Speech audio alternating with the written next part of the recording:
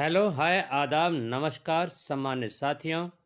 Welcome to YouTube channel TET point Mohammad Yusuf Ali के संग। जैसा कि सर्वविदित है कि जून से शुरू हो सकती है जनगणना तथा एनपीआर अपडेट करने की प्रक्रिया। तो इसमें क्या होगा, आज हम बताने जा रहे हैं आपको एनपीआर क्या है और एनपीआर किसे कहते हैं, एनपीआर की आवश्यकता क्यों हुई और एनपीआर के उद्देश्य क्या हैं, एनपीआर डेटाबेस फॉर्म क्या है, किस प्रकार का वो फॉर्म होगा जिसमें वो सारी सूचनाएं अंकित की जाएंगी। 2010 का फॉर्म और 2021 का फॉर्म में क्या डिफरेंट है वो आज हम बताने की कोशिश करेंगे। अपेक्षा करता हूं कि आपको यह वीडियो पसंद आएगी। पसंद आने पर लाइक करें, सब्सक्राइब करें तथा बेल आइकन को प्रेस करें ताकि नोटिफिकेशन आपको सर्वप्रथम प्राप्त हो सके। और हाँ, शेयर भी करें क्योंकि शेयर करने से ज्ञान घटता नहीं, ज्ञान बढ़ता है। तो चलते हैं आज की वीडियो के शीर्षक की तरफ। आज की वीडियो का शीर्षक है जून 2021 से जनगणना प्रारंभ होगी और एनपीआर अपडेट की प्रक्रिया। एनपीआर क्या है, इसके विषय में हम चर्चा करेंगे। एनपीआर की आवश्यकता क्यों हुई उसमें बात करेंगे और एनपीआर का क्या उद्देश्य है इस पर हम बात करेंगे। एनपीआर डेटाबेस फॉर्म कैसा होगा और कैसा होगा, इसमें क्या क्या सूचनाएं मांगी जाएंगी।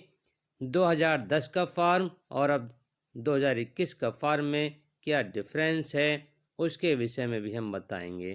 तो चलते हैं आज के टॉपिक की तरफ।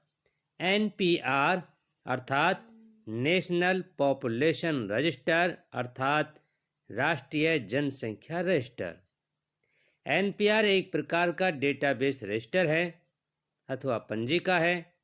यह भारत में रहने वालों का एक प्रकार की पंजिका है। इसमें नागरिक एवं गैर नागरिक को भी शामिल किया जाता है। ऐसा नहीं है कि इसमें भारतीयों को ही शामिल किया जाए। इसमें अगर विदेशी भी, जब यह एनपीआर की जा रही होगी, अगर उस टाइम विदेशी भी यहाँ पर होंगे तो उनका भी इसमें डाटा होगा। तो एनपीआर भारत में प्रथम बार 2010 में बनाया गया था। ये एनपीआर रजिस्टर तैयार किया गया था और यह बायोमेट्रिक डाटा होगा। ये कैसा होगा, यह बायोमेट्रिक डाटा होगा। एनपीआर की आवश्यकता, आखिर एनपीआर की आवश्यकता क्यों हुई। एनपीआर आपने नाम सुना होगा, लेकिन इसकी आवश्यकता क्यों हुई उसी के विषय में आज हम आपको बताएंगे। यदि कोई भी सरकार किसी भी योजना को बनाने से पूर्व और उसके पास सभी वर्ग की स्थिति का सही ढंग से आंकड़े होना आवश्यक है। अगर किसी सरकार के पास सही आंकड़े नहीं होंगे और वो योजना बनाने लगे तो वो सही प्रकार से कार्यान्वित नहीं हो सकती, उसकी पूर्ति नहीं हो सकती। तो इसलिए हमें जनसंख्या के साथ साथ सही ढंग से हर वर्ग के आंकड़े होना सही जरूरी है और वो क्या व्यवसाय कर रहे हैं, किस प्रकार का कर रहे हैं, इस प्रकार के आंकड़े होना आवश्यक है। अगर सरकार के पास आंकड़े नहीं हैं तो वो किसी भी योजना को सफलतापूर्वक कार्यान्वित नहीं कर सकती। इसलिए एनपीआर एक आवश्यकता है आंकड़े सही जानकारी लेने के लिए। तो आंकड़े सही होने पर ही किसी भी योजना का पूर्ण रूप से कार्यान्वित होना तथा उसकी सफलता आंकड़ों पर निर्भर करती है। अब बात करते हैं एनपीआर का उद्देश्य। एनपीआर का उद्देश्य क्या है। एनपीआर का मुख्य उद्देश्य देश के नागरिकों का पूर्ण जनसांख्यिकी आंकड़ा एकत्र करना है। जनगणना आयोग ने कहा है कि इसका उद्देश्य देश के प्रत्येक सामान्य निवासी का एक व्यापक पहचान डेटाबेस तैयार करना है। तो इससे क्या होगा, एनपीआर से जब सभी जो जितने भी यहाँ व्यक्ति रह रहे हैं उनकी आइडेंटिटी हो जाएगी, उनका एक पंजिका बन जाएगी, एक प्रोफाइल बन जाएगी, तो उनका एक वो पहचान हो जाएगी एक।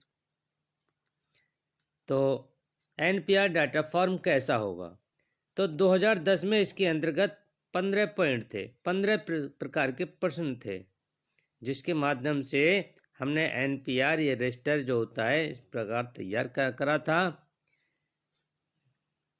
और ये डेटाबेस तैयार किया गया था। जबकि सन 2021 में जो अब लागू होगा जून में, उसमें कुछ बिंदु बढ़ा दिए गए हैं।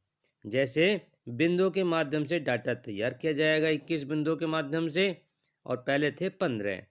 तो इसमें मुख्य बिंदु क्या हैं, 2014 के में देखिए, प्रथम होगा राष्ट्रीयता घोषित, राष्ट्रीयता जो घोषित होगी। दूसरा व्यक्ति का नाम, यहाँ अपने बच्चों अपने घोषित करने वाला अपना नाम बताएगा। उसके बाद जन्म तिथि बताएगा, अपने जन्म स्थान बताएगा जहाँ वो रह रहा है। उसके पश्चात अपनी माँ का नाम लिखवाएगा और पिता का नाम होगा, फिर लिंग होगा, वैवाहिक स्थिति होगी, पति का नाम होगा, यदि प्रार्थी का वैवाहिक है तो वैवाहिक स्थिति लिखी जाएगी, यदि नहीं है तो उसके पति का नाम नहीं लिखा जाएगा। और नंबर 9 है स्थायी आवासीय पता, 10 शैक्षिक योग्यता, 11 व्यवसाय, 12 वर्तमान पते पर रहने की अवधि, और 13 सामान्य निवास का पता, और 14 घर के मुखिया के से संबंध। जो ये प्रार्थी है जिसका फॉर्म भरा जा रहा है उसका घर के मुखिया से क्या संबंध है, बेटा है, पति है, बेटी है, क्या है। और 15 है आधार नंबर। अब यहाँ से 15 जो नंबर चालू होता है, यहाँ से हमारा 2021 के जो नए पॉइंट चालू होते हैं वो यहाँ से चालू हो जाते हैं। यहाँ से यहाँ 2021 चालू हो जाता है, और ऊपर जितना भी है ये 2010 वाला फॉर्म है। और नंबर 16 है मोबाइल नंबर, 17 माता पिता का जन्म स्थान और जन्म तिथि, और 18 पिछला निवास पता, 19 पासपोर्ट नंबर अगर भारतीय है, अगर भारतीय नहीं है तो उसका पासपोर्ट नंबर नहीं लिखा जाएगा, और 20वां है वोटर आईडी कार्ड, और 21वां है ड्राइवर लाइसेंस। तो इस प्रकार से ये फॉर्म होगा। 2021 और 2010 में सिर्फ 6 पॉइंटों का अंतर होगा। जून से शुरू हो सकती है जनगणना व एनपीआर अपडेट करने की प्रक्रिया, जून से शुरू हो सकती है एनपीआर।